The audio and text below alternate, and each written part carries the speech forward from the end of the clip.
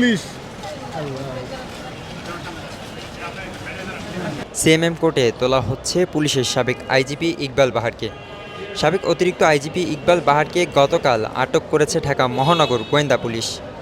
গতকাল সন্ধ্যা ৬টার দিকে তাকে বেইলি রোডের পুলিশ অফিসার্স মেস থেকে আটক করা হয়। তার বিরুদ্ধে বৈষম্যবিরোধী ছাত্র আন্দোলনের ৩টি মামলা রয়েছে।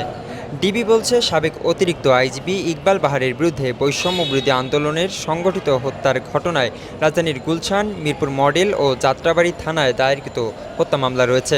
তাকে বেইলি রোডের পুলিশ অফিসার্স মেস থেকে আটক করে নিয়ে যাওয়া হয়েছিল ডিবি কার্যালয়ে। মিন্টু রোডস্থ ডিবি হেফাজতে ছিলেন তিনি। এরপরে তাকে যাত্রাবাড়ি থানায় সোপর্দ করা হয়েছে, সেখান থেকে সিএমএম কোর্টে তোলা হয়েছে তাকে। এর আগে চট্টগ্রাম মহানগর পুলিশের কমিশনারের দায়িত্ব পালন করেছেন ইকবাল বাহার। গত ২৬শে এপ্রিল তাকে পুলিশ সদর দফতরের অতিরিক্ত মহাপরিদর্শক হিসেবে প্রদান করা হয়। ২০১৬ সালের ১০ এপ্রিল তাকে সিএমপির কমিশনার করা হয়। ইকবাল বাহার ২০২০ সালে অবসরে যান। আওয়ামী লীগ সরকারের সময় প্রভাব বিস্তার, বিরোধী দলীয় নেতাকর্মীদের ওপর নির্যাতনসহ নানান অভিযোগও রয়েছে এই ইকবাল বাহারের বিরুদ্ধে।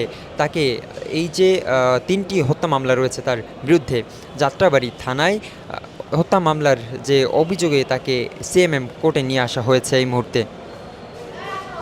বান্ডেল থাকলে প্রতি সেনমানিতে টাকা বাঁচবে। বিকাশ সেনমানি বান্ডেল কিনে জিতুন প্রতি লেনদেনে।